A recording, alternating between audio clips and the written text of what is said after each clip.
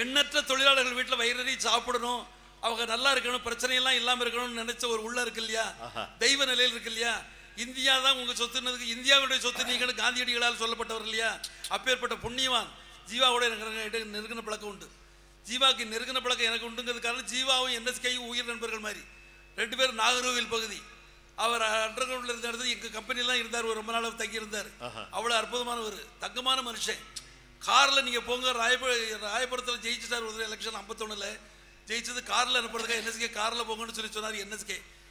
அப்ப அதுக்கு என்ன சொன்னார் ஜீவா, என்ன சொன்ன 2 உயிர் நண்பர்கள் கார் அனுப்புறேன் கார்ல போங்கன்னு சொன்னதுக்கு ஜீவா சொன்ன ஒரு வார்த்தை, எங்களை கெடுத்துறாதீங்க, நாங்க பஸ்லயே போறோம் அப்படின்னாரு. ரொம்ப தமாஷா பேசுவார், எங்களை கெடுத்துறாதீங்க, நாங்க பஸ்லயே போறோம் அப்படி. என் நாடகத்துக்கு மனிதர்கள் ஜாக்கிரதைக்கு தலைமைதாங்க வந்தவர் சற்று தாமதமாக வந்தார். ஏன்னா பஸ் எல்லாம் வருவார், பைஜமா போட்டிருப்பாரு, ஸ்லாக் தான் போட்டிருப்பாரு, போட்டு வந்தாரு. கொஞ்சம் காது கேடாது, சிறை கொடுத்த துன்பத்தால் காது கேடாது. அந்த நேரத்தில் கூட என்கிட்ட கேட்கிறாரு, இங்க இருந்து 6 சீன் முன்னால் ஓடிட்டுது, என் நாடகம் நல்லா இருக்குன்னு சொல்லிடலாம், மேல இருந்த வாரியா நல்லா இருக்கு, நல்லா எழுதியிருக்காரு, சும்மா வருமானு சொல்லிடலாம். சொல்லலை, முன் கதை என்ன, முன்னால் உள்ள கதை என்ன, இந்த 6 சீனுக்குள்ளதை சொல்லுங்க, 7வது நான் கேட்கிறேன். கரெக்ட், நேர்மை, அது சத்தியம். அப்படி வாழ்ந்த பெருமகனார். அவருடைய பாட்டு இது. பாட்டுன்னு என்ன, பட்ட பாட்டை சொல்லணும். ஆமா, பாட்டுக்கு லட்சணம் நான் சொல்றேன், பட்ட பாட்டை சொல்லணும் சொன்னாரு. படுகிற பாட்டை சொல்லணும், அடுத்தது பட போற பாட்டையும் சொல்லணும். இந்த 3 தான் பாட்டு. இதெல்லாம் சொல்லுங்க. பட்ட பாட்டை சொல்லணும், படுகிற பாட்டை சொல்லணும், பட போற பாட்டையும் சொல்லணும். இது ஜீவானந்த பாட்டு, அதுக்கு ரொம்ப இலக்கணமான பாட்டு. பாரதி பாட்டுக்கு நிகர பிடிப்பார். அதுக்கு விளக்கத்தை சொல்லும் போது பெரிய பெரிய ஆளுகளா இருக்காங்கல்ல, அந்த பாரதி பாட்டுக்கு நிகர சொல்லுவார். பாலுக்கு அழும் குழந்தை, பாலுக்கு குழந்தை அழுதான், தாய் அழுதா, அதுக்கு தெரியுமா, அதனை பார்த்து அழுவாள் அதன் தாய், அதை பார்த்து அழுவாள் அதன் தாய். என்ன காட்சி, எப்பேற்பட்ட காட்சி. இந்த மாதிரி பாட்டை பாரதியார் மேல பாடினதும் மகிழ்ச்சி பட்டாரு. இது அருமையா இருக்கு. தோழர் ஜீவானந்த கவிதையை இன்னைக்கு பூரா பாடிக்கிட்டே இருக்கலாம், நாமளும் கேட்டுக்கிட்டே இருக்கலாம். இந்த நேரத்துல நான் எழுதின ஒரு கவிதையை சொல்லட்டுங்களா? நீங்க சொன்னீங்களா பட்ட பாடு படுகிற பாடுன்னு, இப்ப பாட்டால நான் பட்ட பாட்டை சொல்றேன். ஜீவா, எல்லாரும் ஒன்னையே நினைக்கிறேன், எல்லாரும் தன்னையே நினைக்கிறான். உன்ன சொல்றேன், நீ தன்னை சொல்ற, சொல்லு பார்க்கலாம். வேற ஒண்ணும் இல்லைங்க. எங்க மாமா யாரு, எங்க அத்தை யாரு, எங்க சம்பந்திகள் யாரு அப்படின்னு ஒரு பாட்டு. மாமனாராகும் வேப்ப மரம், மாமா வேப்ப மரம். இந்த மாமா இருக்காரு ரொம்ப கசப்பான ஆளு. எனக்கு அப்படி கிடையாதுங்க, எனக்கு அப்படி கிடையாதுங்க. அதனால வேப்ப மரம் மாமனாராகும் வேப்ப மரம், மாமியாராகும் அரச மரம். அந்தம்மா பரவாயில்ல, ஒழுங்கா முறுக்கு டப்பாலாம் கரெக்டா அனுப்பிடுவாங்க. அடுத்த வரி, மச்சின பிள்ளை நொச்சி மரம். உங்களை சொல்லல, மச்சின பிள்ளை நொச்சி மரம், மச்சினச்சிதான் கிச்சிலி மரம். மச்சினச்சிதான் கிச்சிலி மரங்கிற பாட்டை எழுதிட்டு நான் திண்ணையில உட்கார்ந்து பாடிக்கிட்டு இருக்கிறேன். ஒரு சினிமா ப்ரொடியூசர் நேர ஓடி வந்து என் படத்துக்கு பாட்டு கொடுங்கன்னாரு. கொடுக்குவாரு. உடனே ஒரு பாட்டு கொடுத்த. எப்படி தெரியுமா?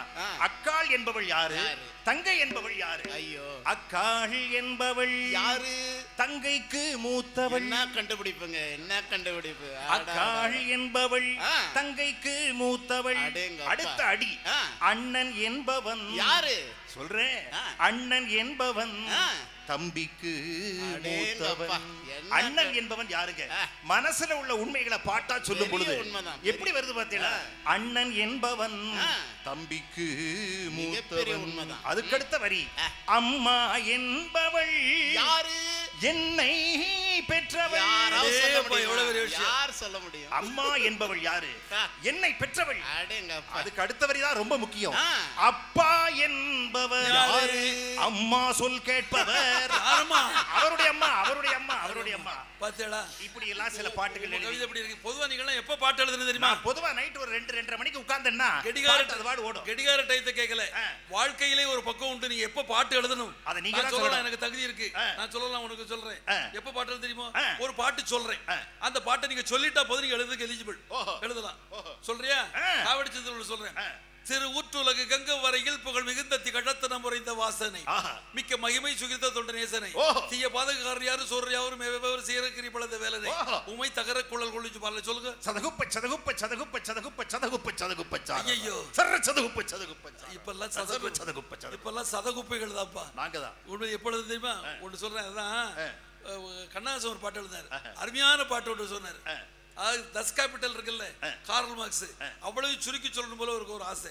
சொன்னனோ இல்லையோ தெரியல, சொல்ல முயன்றேன்னு ஒரு பாட்டு எழுதிட்டேன்னாரு. என்ன தன்னடக்கம் பாருங்க. சொன்னனோ இல்லையோ எனக்கே தெரியல, பாட்டு எழுதிட்டு அதை நினைச்சு எழுதுனேன். டஸ் கேபிட்டல் நினைச்சு எழுதுனேன், அதை நினைச்சு எழுதுனேன். ஒரு பாட்டு எழுதினாரு. அவருடைய பிள்ளை தமிழ்னு வச்சுக்கோங்க, அதுதான் எல்லை தமிழ்னு வேணாலும் வச்சுக்கோங்க. அருமையான பாட்டு, சாதாரண ஆளுக்கு புரிஞ்சா அதுதான் வேதம். அது புரிய வச்சான் அந்த ஆளு, புரிய வச்சான். அப்படி இருக்கணும் பாட்டு. எல்லாரும் எல்லாமும் பெற வேண்டும், இங்கு இல்லாமை இல்லாத நிலை வேண்டும். எல்லாரும் எல்லாமும் பெற வேண்டும், இங்கு இல்லாமை இல்லாத நிலை வேண்டும். இந்த எல்லாரும் எல்லாம் பெற வேண்டும்ங்கிறத ஒரு பப்ளிசிட்டி கம்பெனில கூட போட்டாங்க. இந்த ரெண்டு வார்த்தை எடுத்து கண்ணாச பாட்டை பார்த்து எடுத்து போட்டாங்க. வார்த்தைகளை பாருங்க, எல்லாரும் எல்லாமும் பெற வேண்டும், இங்கு இல்லாமை இல்லாத நிலை வேண்டும். அடுத்த வரி, வல்லான் பொருள் குவிக்கும் தனி உடைமை, வல்லான் பொருள் குவிக்கும் தனி உடைமை நீங்கி வர வேண்டும் திருநாட்டில் பொது உடைமை. எல்லாரும் எல்லாம் பெற வேண்டும், இங்கு இல்லாமை இல்லாத நிலை வேண்டும். உங்கள்கிட்ட வரேன், பட்டுக்கோ அல்லது கண்ணதாசரை ஃபாலோ பண்ணுங்க, அல்லது பட்டுக்கோட்டையாரை ஃபாலோ பண்ணுங்க. பட்டுக்கோட்டை எங்களுடைய என்எஸ்கே கம்பெனியில் ஒரு 6 மாசம் இருந்தார். 6 மாதம் என்எஸ்கே கம்பெனியில் பணி செய்தார். கொஞ்ச நாள் அவர் செய்த பணி ஒன்று தெரியுமா? நாடகத்தில் வேஷம் போட்டார். வேஷம் சும்மா இருக்காரு, நாடகம் இருக்காரு, சும்மா இருக்க மாட்டாங்க. ஏதாவது வேஷம் வேஷம் கொடுத்தாங்க, அவர் அதுக்கு அவருக்கு இன்ட்ரெஸ்டாக செய்யலை. அப்புறம் ஒரு பாட்டு எழுதுறாரு. ஒரு தச்சு தொழிலாளி, ஒரு கொல்லு தொழிலாளி, எல்லாரும் கேட்டுக்கிட்டு இருக்காங்க. தொழிலாளி வந்து கேட்குறாங்க, நான் என்ன சாமியை கும்பிடுறது? கோயந்த சாமியை கும்பிடுவா, கிருஷ்ணாமியை கும்பிடுவா, ஐயப்ப சாமியை கும்பிடுவா, பிள்ளையார் சாமியை கும்பிடுவா, எந்த சாமியை கும்பிடுறது அப்படின்னு சொல்லி கேட்பாரு. அதுக்கு பட்டுக்கோட்டை பதில் சொல்லுவாரு, நீ ஏன் சாமி கும்பிடுற? அதானே சாமி கும்பிடணும், சாமி ஏதாவது கும்பிடு. என்ன சேலை தச்சு வேலை செய்யற, உளி இருக்குல்ல, உளி இருக்குல்ல, அந்த உளியை கும்பிடு. அப்படி ஒரு பாட்டு எழுதினார். செய்யும் தொழிலே தெய்வம், செய்யும் தொழிலே தெய்வம்,